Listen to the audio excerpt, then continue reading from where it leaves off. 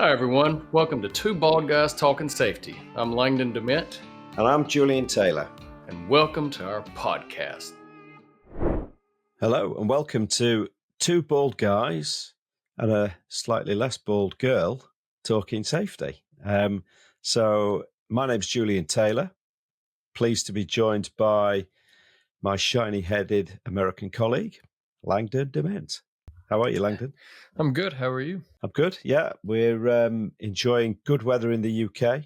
I've just had a trip to Australia where it rained and it was 10 degrees, and I've come back to the UK to hot weather, which feels really counterintuitive to me. And I understand it's quite steamy where you are.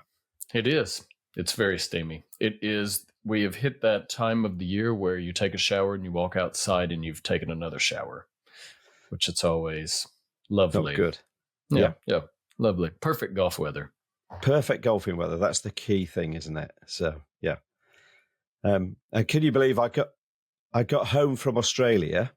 I got home at 1:45, and I was on the first tee by 3:00. That's exactly where I was going with my comment as well. Well done. And it was my jet lag strategy. I thought, actually, if I'm stood upright and I'm outside, I can't fall asleep. Whereas if I go home and sit down, I'm going to fall asleep. And there was no family at home. Everybody is elsewhere in the UK at the moment for various reasons. So I thought, right, I have no reason to sit down and fall asleep. So, yeah. Very nice. I'm jealous. Well, I did get to play Saturday, so I can't say too much. But good. We should stop rambling about golf and actually introduce Karen Hewitt. Karen, second time on the podcast. It's great to have you back. How are you? I'm very good, thank you. I'm just thinking it is the kind of weather where it would be better to have no hair. It's a great thing. You can just mop it down. Yeah. There is a lot of trouble with that, though, because your head burns easier and the sweat has nowhere to go. It just comes straight into your eyes. Yep. So there's good and bad, right? Wow. We could have a whole health and safety conversation about appropriate hairstyles, couldn't we? Yeah. When you're running, you end up with stinging eyes because it just comes straight down. So, yeah. And then when you have the sunscreen sweat comes down. It is. Yeah. Baldness is challenging. Yeah. Don't let anyone tell you different. we are slightly disappointed, Karen, because you did keep threatening to wear a bald cap next time you came on the podcast. But so maybe on your third appearance, we'll get you into a bald cap. Well, I didn't want to appear too cheeky. So, yes, let's definitely make that the commitment for the third one. Should I be invited back for a third one, I shall have my bald cap at the ready, and that is a promise. Okay, right. We'll hold you to that. Yeah, we accept. It's great to have you back, Karen. And we kind of brought you back very specifically. We spent some time together earlier in the year at the NEC in the UK, sort of talking safety at a conference. And just at that time, you'd completed and started to launch out the data from a survey that you've been running. So I suppose the first thing we'd like to talk about today is just to sort of get a bit from you around what the survey was around, who it went out to, and then we can start to think about what it showed you. Yeah, so thanks, Julian. Thanks, Langdon. I did this survey through my company LEADERLIKE about 3 months ago now. I think it was April time, and it was all about engagement in health and safety, what it is, what are the challenges, what's working, what isn't.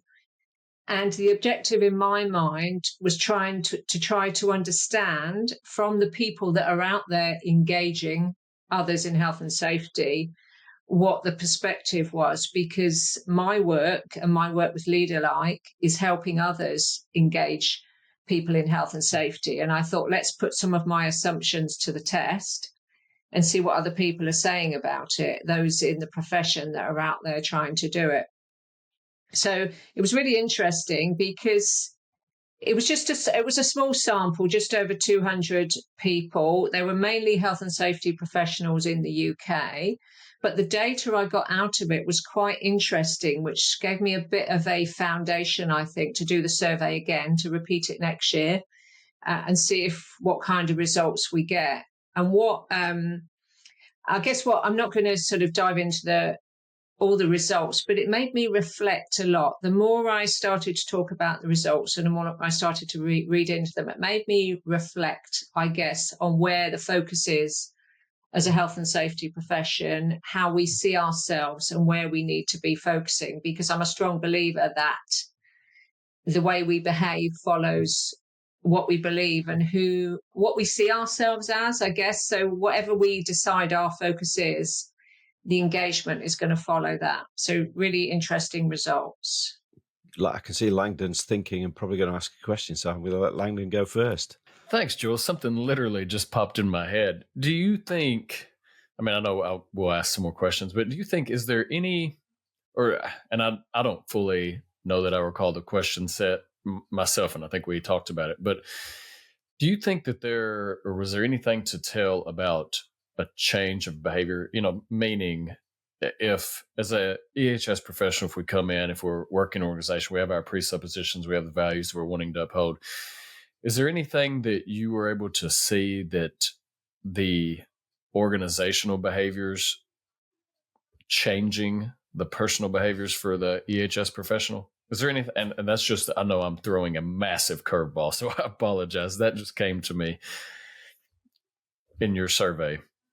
So the question is around organizational behavior changing individual behavior, which is quite a wide question. But I guess what this makes me think about is the two biggest challenges that came up were lack of time and lack of senior leadership support.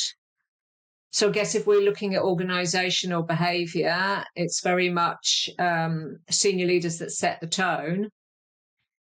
So those two things are kind of mutually reinforcing. If we haven't got the commitment from senior leaders, that is not going to free us up for the time, or we're going to have senior leaders maybe, I guess, inadvertently getting in the way of the messages or not supporting them. And if we don't have that support, that we've then got to go out and, I guess, double up, duplicate our efforts, rectify things where the environment isn't laid out for us. So senior leaders, I would see definitely as key to creating that organizational behavior. And what I think I felt from the results in the survey is that health and safety professionals see engagement mainly about engaging the frontline. They recognise that senior leaders need to be on board, but the focus seems to be on engaging the frontline rather than going for the senior leaders first, who hold the keys really to the frontline. I think that's really interesting, Karen. I mean, we've talked about this a lot in the past. Is this whole what the leadership need to do? Just give us some examples of what are the things that leadership do that is counterproductive around safety.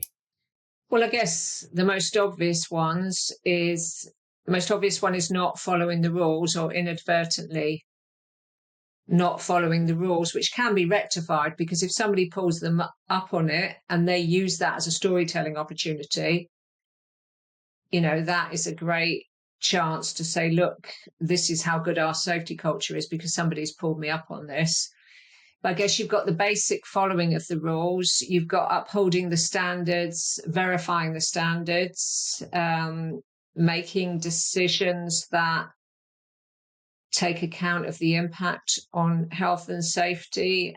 And I guess going one step further, talking about it as something that I guess is more integrated, because I think I put on a post on LinkedIn last week about communicating. And I guess the right thing to do, if we're saying at the top that we're putting health and safety first and it's the most important thing, then the right thing to do is to go the extra mile, make sure our communication has got through, and not just issuing our communication, because we can issue a message. Then if we don't know it's got through, we're ticking the box from our end and saying, yes, we've done this, we've done our part. But if we're not making sure it's got through, then really we're not doing the right thing, we've not gone the extra mile. So it's doing everything in your power as a senior leader to make sure your messages have got through. And how do they do that on a sort of regular basis, Karen? Because I think that's the other thing that I'm really cognizant of is it's not just doing things once, it's having that sort of regular cadence of things, isn't it? So actually it keeps reinforcing this is important to us. Let me give you an example. In organisations, there are often opportunities where senior leaders can come in and talk to the employees or another set of leaders as part of a town hall or a leadership meeting. And they might have an opportunity to do a safety moment. And there's a big difference between delivering a couple of PowerPoint slides that a health and safety professional has given you and taking what they've given you, making your own story about it, delivering that from the heart, and then saying, what do you think? And creating that space for engagement. So sometimes it can be just as simple as saying, I'm going to present for 5 minutes, and then I'm going to double that time to 10 minutes to let people talk about it. So it's that sort of 50-50 thing. And sometimes it feels like do we really have the luxury of time for that? But it's massive impact. If you double the time allocated, 50% me talking, 50% the audience talking, then you imagine if every senior leader did that, how powerful that would be. And I think, well, to me, the perfect sort of thought process around that one is that actually communication is a two-way thing, isn't it? Yeah. And actually it's being receptive to the feedback. And I think it shows a kind of strength and a vulnerability from senior leadership if they open themselves up to that. And it completely changes the perception of leadership behaviors, because the danger with leadership is they come out and they just tell people this is the way it is. And people don't buy into stuff because they're told this is the way it is. Whereas actually, if they feel like they've had a voice and they've been heard and they've been allowed to discuss things, it changes their perception of their role in things, doesn't it? Yeah. So I think the best way to look at it is when you communicate something, you have to have a little bit of something to communicate, but you could almost go up to 70% of letting it be about your audience, just to have one key idea or topic and then say, what do you think? Because the audience will have all the answers. And that's the true definition of engagement. It's about them. It's not about you. But I can see where the challenge comes in here. And what I hear is there is a real fear amongst non-health and safety people of not having the answers, of not being the experts, because it is such a technical subject. So they would prefer to be given the technical information for fear of not having all the answers. And I think the further you go up in the organisation, you feel it's about having all the answers. Whereas really, I think if we can let go of that and just say it's about having the right questions, it doesn't have to be perfectly correct. As I talk to you now, I think the conversation that we're having is far better than having all the answers. I think that's really powerful. Langdon, I'll let you talk in a moment. I was just gonna make one really sort of a point which I thought was really relevant. Is one of my passions in life is coaching, and Langdon knows that. We talk about coaching a lot. And the thing I say all the time is the coach doesn't have to have all the answers. The coach is there to make other people think about what the answers could be. And I think actually, as a leader, again, it shows a sort of more mature honesty, doesn't it? If somebody can say, I haven't got the answers, but let's talk about what we're trying to achieve here. Yeah, maybe I just add into that. So there was a question in my survey which said, when you talk about health and safety, how do you see yourself? And I gave a list of options. And the most popular option that people selected was trusted advisor. Coach wasn't so far behind, but you could see why people would see themselves as a trusted advisor, because often their role is to advise. They might even be called an HSC advisor. But then there's a real pressure to have all the answers, which really suppresses the engagement, in my view, which is why it led me to think it's good sometimes to have the answers up your sleeve, but it's more powerful to get other people to find the answers, because then they're going to do something with it. So maybe we need to slightly let go of the idea of being this trusted advisor, at least some of the time, so that we can create more engagement. Yeah, no, I totally agree with that. Is there, kind of shifting just for a second, but I want to come back to that. Is there what was the, I guess, majority of the industry that you saw taking this? That's a really good question. And actually, you're not the first person to ask me this. So the next time I do this survey, I will be segmenting it by industry, but I didn't do that this time. Okay. I sort of made a choice not to. But yeah, that would be a really interesting finding. And the reason curiosity, I think, was sparking in my mind just out of where we saw a lot of the maybe more growth or less growth, not just, right, because maturity can be, I mean, that's across the board, no matter the organization, realistically. But I was just curious as to whether we saw more from manufacturing progression or healthcare or construction, just from that, because you had a decent, I think, 200 and something EHS professionals potentially spreading the gamut. That's a pretty good sample size to actually see the maturation of EHS professionals in the industry. So yeah, that's a really good question, which I don't have the answer to right now, but I'm going to commend you on your excellent question, Langdon. Every once in a while, I'm going to occasionally, yeah, very, yeah. What I was going to say, though, it would be quite interesting, wouldn't it, to sort of compare maturity across sectors to see if there is a kind of correlation across those sectors and what sectors could learn from one another. Is this a silly question? But I suppose if you run it again, what ambitions have you got around the sample size that you're going to shoot for, Karen? Well, I'd love to get to run it again, maybe at the end of the year, and ask the question around the industry and go for 1,000. I think it's always hard to get something off the ground for the first time, and then you publish the results and people see the value in it. So you almost have to prove the value first, but I'm confident that I could get a bigger sample size next time, and that would be really interesting. And I'd probably keep the questions roughly the same to see if we can compare from the first time. But yeah, always ambitious to get more people talking about what they think.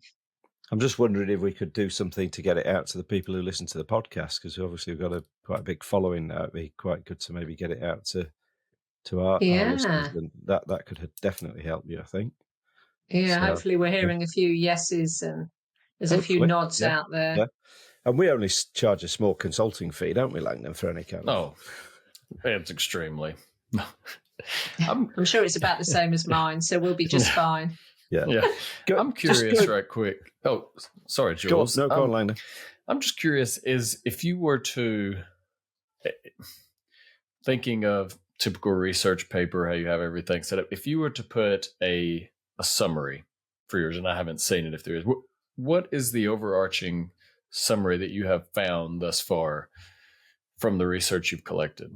Instinctively, I'm gonna go from the heart here. Engagement starts with senior leadership, and the focus needs to be there. I think that's good. Yeah, and that's which kind of it aligns to so much of the stuff we talk about, doesn't it? And yeah, I suppose the challenge always is what are the things that you do to engage senior leadership, isn't it? It's how do you get those people bought into doing safety? Yeah, and here brings in another topic that I haven't mentioned as well. I had a question around which group of stakeholders is the hardest to engage, and guess what? The survey said senior leaders. Yeah. So, which makes me wonder whether we're going for the easiest option, which is the frontline, because there was also a question around who do I have my best conversations about health and safety with? Yeah. People on the front line. So maybe it feels easier to be out on the front line with the workers, engaging while they're doing the work. And I think maybe there is a fear that because these people sit at the top and they're a little bit scary, and there's a perception, rightly or wrongly, that they're hard to engage. Maybe we go for the easier option, especially when we don't have a lot of time. And I'm not saying it's a conscious thing. I feel it might be a blind spot. I think it's an instinctive human reaction, isn't it, Karen? We instinctively shy away from the things that we're not confident about, and we'll lean into the things that we enjoy doing, the things that we get some results from. So I think that's one of the challenges. I suppose, what are your thoughts on one of the key things that we always talk about is understanding the why. So it's what's the why for senior leadership in terms of safety. That would be one of the first thoughts that I have in terms of, right, how do we start to engage these people? Yeah, I guess it works in two directions. I think one, you just give yourself a whole less, a whole less hassle, I would say, less problems, because having to manage health and safety incidents cost time, resources, management time. You think about the hours that senior leaders must spend sort of reviewing incidents and sort of double checking on things. I think it puts you on the front foot. So if you get on the front foot and you act in a more preventive fashion, communicating really clearly, simply as one aligned leadership group, then that takes a bit of effort, but you're hopefully reducing the things going wrong. And also you're building your reputation as well, because when it's done really well, people start to notice, your suppliers, your clients, they notice the way you're communicating. So for me, it's just to switch gears. It's like your leading, lagging indicators. Start doing the leading indicators for communication, whereas we tend to communicate about the things that have gone wrong. Get on the front foot, communicating about, our ambitions for health and safety, what we want for health and safety, what does good look like, what good examples have we already got. And then you're getting on the front foot and hopefully not having to communicate quite as much about things going wrong and having to note things that have gone wrong. And I think it's also challenging because it really is a little bit of a double-edged sword. So I see it as an EHS professional going out, and a lot of times it's easier to have the conversation with the frontline because that's where true health and safety is. That's the ones who it's going to potentially adversely affect, or, the good, the bad, it rides with them. So valid, there are then difficult times you have to overcome, especially if it's like a process change or whatever, somebody's done it. So I don't negate that, but a lot of times some of the quicker things, it's easier for me to go out and have those conversations when they're experiencing it. If I try to take that to leadership and I paint the ROI picture or how it's good, if they've never experienced it, it's tough. And that's a different, that is I'm not going to say it's a fear, but it is as a EHS, you have to think, I have to get creative to talk about how this is beneficial to the business. And my CFO is not very good. Ours is, I'm not saying that, but, just hypothetically. Yeah. And I'm not saying stop communicating with the front line. I'm just saying don't make it 100% of your focus. In reality, it's probably, a 50-50. You're a bit of an interpreter in a way. You're going out to the front line, you're looking at the struggles they've got, you're talking to them, you're hearing them out, you're fixing problems, and then you're having to change gears slightly, switch up your language, join the dots a bit more, and go and speak to the senior leadership team and build your credibility, saying, I know this is what you're saying to me, but this is what I'm hearing on the front line. It's not what I'm saying, it's what I'm hearing. So we've got a gap here. And if we plug this gap, and if you can get rid of these barriers, then this is what I can do on the front line. So it's this constant being able to switch gears with your communication to go sort of up, down, sideways, and be that person in the middle that can bring everyone together. And I think I think about my own experience, and I think that is something that honestly is heavily missed. So I got my master's occupational health and safety, industrial hygiene. The influencing part, Jules, I knew you'd like that. us as influencers, but in reality, it's a joke that we have, Karen. In reality, the people side of it is what I will say. Whether it's influence or anything, just discussion, the coaching, all these adjectives. That part, I don't think is it's not very trained. It's not very taught. And it's easy for me to take all the, going through, for example, the OSHA federal regulations and learning those and fall protection forfeit or, whatever it is. It's easy. That's the easy stuff. But when you're thrown into an organization and then you have to make it real, that's something that it's not taught. Dealing with people. And as we continue to see changes, I think, to me, that everything you're hitting on is very valuable, because how do we continue building relationships, establishing camaraderie or whatever, and actually, growing EHS and being that liaison? And I don't know that that's taught very well. I mean, it wasn't really, if I think about my program. I think it's the thing that's missing. I mean, you look at the UK qualifications around safety, one of the biggest things that's missing in there to me is the whole influencing piece. And it's not necessarily how do you influence downways, but it's like you said, Karen, it's sideways, it's down, it's up, it's fluid. It's influencing across the organization. And you triggered me with something that you said a moment ago, Karen, which was actually what happens if safety goes wrong. And I think one of the key things that I like to talk about and try and get the business talking about is actually how does safety actually impact the business performance? And the other thing that triggered me was you talked about people liking to succeed. And actually, you think about senior leadership, they've probably got the biggest egos in the organization as well, haven't they? They're the top dogs. They're the people who've made it to the top. They're there for a reason.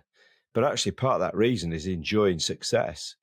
So part of the conversation is actually how can we start to show them that actually if you get this safety thing right, it's going to make you more successful. And it will be something you can shout about, and you can shout to your customers about it. You can shout to your investors about it. I had a really interesting conversation this morning. I went to a big manufacturing site this morning on a safety tour, and I said to the chap who was showing us around, I said, this again might sound like a crazy question, but this is a big organization, by the way.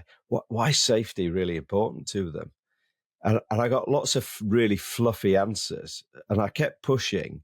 And where we got to was actually our investors are really focused in on investing in safe organizations because it affects their reputation. And also we go for some local investment. It's really important that we actually show that we're a safe organization to get that local investment. So I talked earlier about the why with senior leadership. I think that's where you're trying to get to, isn't it? It's that actually, why is it important? And it will be completely different to why it's important to somebody on the front line. Yeah, so they're looking at, for example, ESG and reporting requirements for ESG, which is far wider. So they know all about what they've got to comply with there, but they don't always realise exactly where health and safety fits with that and what's being done already in health and safety that can help show compliance there. For example, in the social part in the middle, the way you manage your people, the way you communicate with your people is really important. So if you can show that you have an excellent engagement program for health and safety, that can be mentioned as being exemplary in your ESG report. So it's about, I think as a health and safety professional, it's really important to understand every aspect of ESG and where health and safety fits, because then you can go to the senior leadership team and talk knowledgeably, not just about your part of the picture, but the whole picture. And you might even, help them join the dots a bit better and make their life easier. And then they will love you for it. I think that's another excellent point, because I think one of the dangers a lot of safety people fall into is they go to senior leadership and they talk about a really narrow band of things, and it's all very, very safety focused.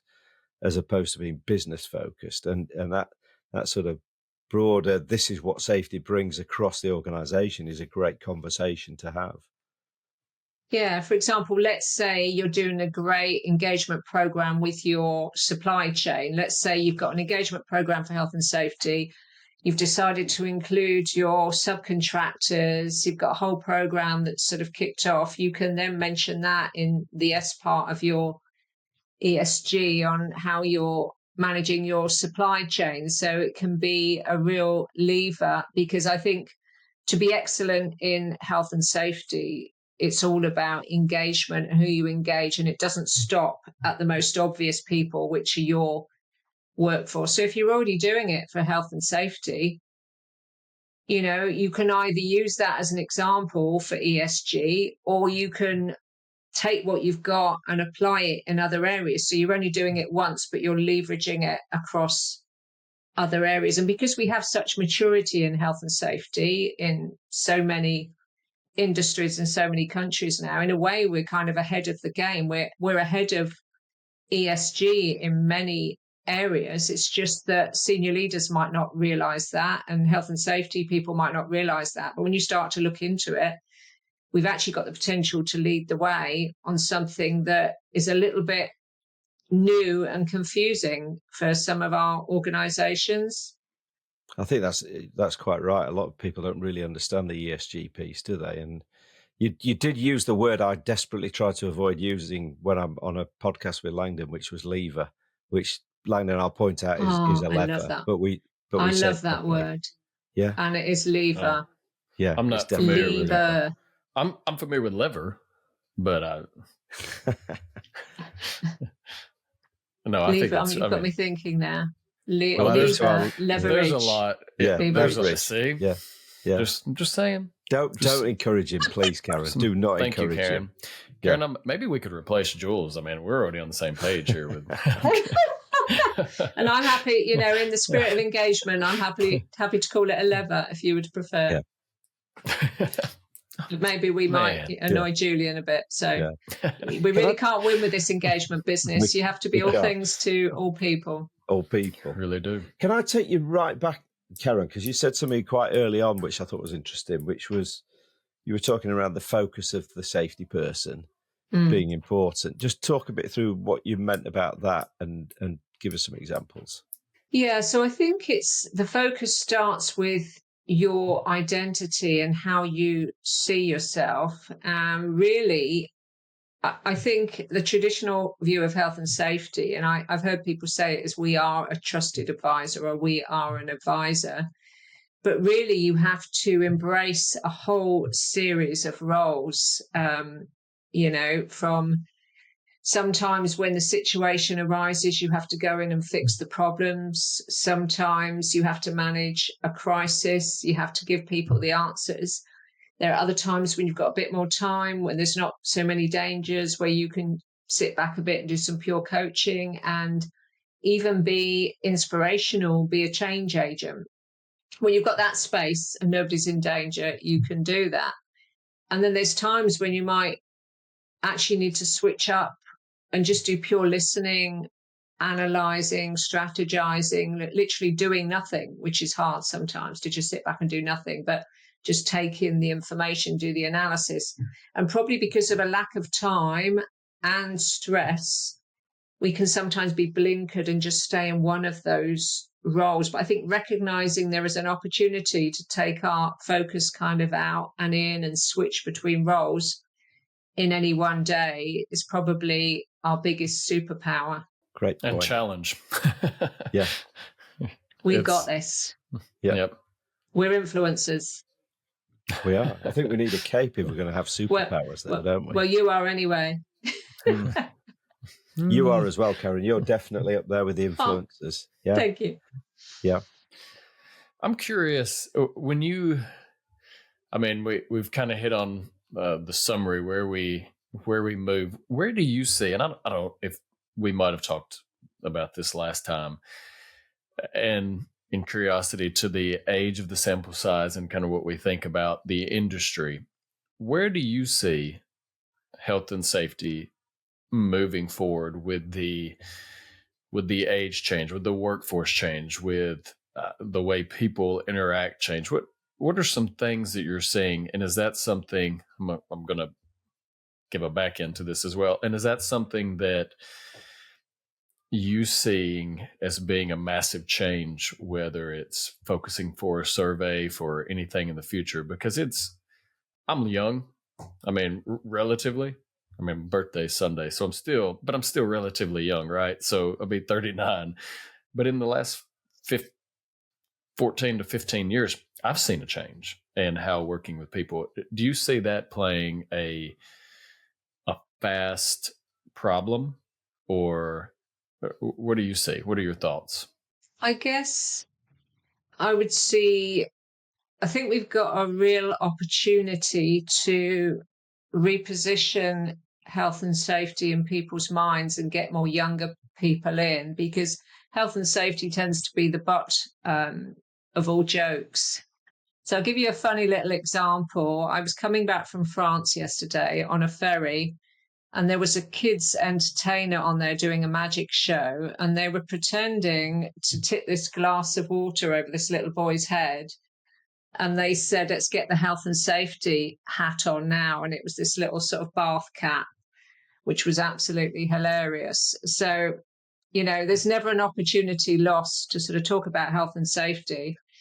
And yet, if we move away from talking about health and safety and talk about risk, I guess it becomes a wider business function, and it gives us the opportunity to think about the bigger picture, because sometimes we can address one risk and then introduce another. I'm thinking about this really interesting bit of research I saw the other day about riding bikes in Scotland. So if you go out, if you cycle to work, you reduce your mental health risk by half, but you double your risk of being knocked over, being in a road traffic collision, if I remember rightly. And that just really struck me. And the way it's presented, what is somebody supposed to do? Do you get on your bike and cycle to work, or don't you? But we shouldn't really be in that dilemma. But if we elevate ourselves and look at how we manage risks, then we're not having to weigh off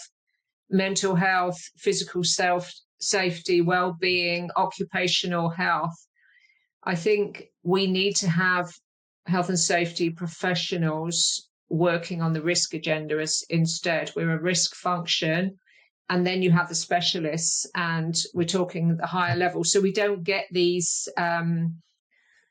dilemmas really for people deciding to make a choice that brings about a risk, because when we can understand the bigger picture, we can then set ourselves up for success in all areas. And I think talking about risk is more attractive, and it's more of a business issue. It's more how we manage risk is an ethical issue. So that's what occurs to me right now. I don't have all the answers, but I can already see a shift, and that is the way I feel we're going. I really like that, actually. I think, and again, it kind of aligns to the way it should be, isn't it? Which is the date. So often when you talk to people about health and safety, it's seen as this management of incidents, isn't it?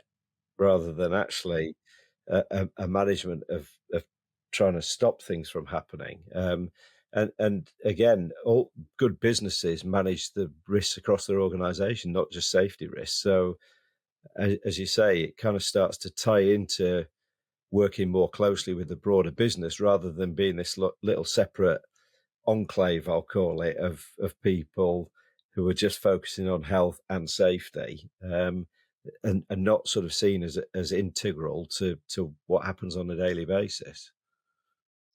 Yeah, I think we need to break out of the silos, and probably one way to do that is change the way we're perceived, change the way we see ourselves, change the perception in the organisation and outside, because the trouble we have with this idea of health and safety is the better we get at it, the more regulations come in, the more procedures come in, the more people are turned off by this feeling that they're being stopped from doing the work. So I think talking about risk in general allows us to have this conversation about, well, if we're going to take a risk if we're going to put controls in here, what does that mean for this other area? Because potentially we are, what's the word? We're setting ourselves up to fail, I guess, and that example of the cycling to work is a really good one. It's a really interesting one. Yeah. So, and I've cycled in Scotland as well. So I was going to say, Jules, you need to I'm just about to cycle. adhere to that. Yeah. The next big one's coming up as well, London to Paris. So I don't want to see the stats for Paris before I go. I'll just go in blindly. So it really makes you think, doesn't it? It does make you think. It's really interesting. Yeah. Yeah, I think if we want to shape the bigger picture, we have to have the big picture to our hands, because it's no good going in blindly and saying, look, everybody needs to cycle to work now. It's great for your mental health. And then you're sending people off into another risk. So, we really need to understand and work with people outside of our function. I think it aligns perfectly to what we were talking about earlier, which is understanding the broader business objectives and how what we do can impact those broader business objectives, rather than just looking at it through that one lens of health and safety. I think that's a really good summary. Yeah. Yeah, I just had a bit of a thought, actually, which is what I love about these conversations, because something sort of cropped up in my mind that I hadn't thought of. But what if we were to be health and safety strategists instead of advisors? I like that. Yeah. That's a really funky, cool name. And we're strategizing, we're moving between different departments and functions, having the conversations, deciding on the strategy and how it fits with the bigger picture of ESG, how it fits with the other risks, how it fits with the business. Yeah, and I suppose the other sort of parts of the organisation. So you think about HR. There's a natural strategy there, isn't there, where safety supports effective HR. Same thing with operations. It goes across the board. So I think you're onto something there, Karen. I can feel another book coming on. Yeah, well, even if there is supposed to be another book coming along. Yeah. Waiting for some downtime, but but the more you think about it and talk about it, this is why engagement is so important, because if I purely speak from my own lane, I don't get these insights, but it's this back and forth and the questions that suddenly makes you think a bit differently. And what if we would have a health and safety strategist within each health and safety team, so that one person's that's able to switch between the big picture and the detail, which is what you need to do, so they can communicate with the other functions, bring the information back in, take the information back out from health and safety and say, look, we need to adjust here because this is happening over there. So either we all see ourselves as strategists, or the technical people do their specialisms and we have a strategist on board. I did think it was a communicator or an engagement specialist, but the strategist could be the person that liaises with internal comms and HR. And to me, that's it. I mean, I really like that, because it is. You're trying to get engagement, but at the flip side, there's a lot of, you're the person that others are viewing to make sure that you've checked all the boxes from compliance, from your internal regulations that you might adhere to, and then make sure everyone's on board. And then what are things we can do different? How does, to what Joel said a minute ago, how does this go to the operations? How does it go to HR or medical? So it really isn't a go-between, so to speak, but that's the word. But you have to. I mean, otherwise you're siloed, and then you're going to miss something, and that's tough. One of the easiest examples to think about is like the return to work. It's easy for, Jules get injured, come back to me. I'm good to go as the safety guy. All right, we'll do your job. But then I haven't been told, well, actually, he has a back injury, so I didn't even get the medical side of it. So then what you were speaking to a moment ago, Karen, made me think about, do we focus on we get so caught up a lot of times focusing on the hazards, or even sometimes just the overarching risk, that what does everything actually entail, to then think about how that's associated with the hazards or the risks or the job itself. So it's a very convoluted profession many times that doesn't get the assistance needed really to be maximized throughout.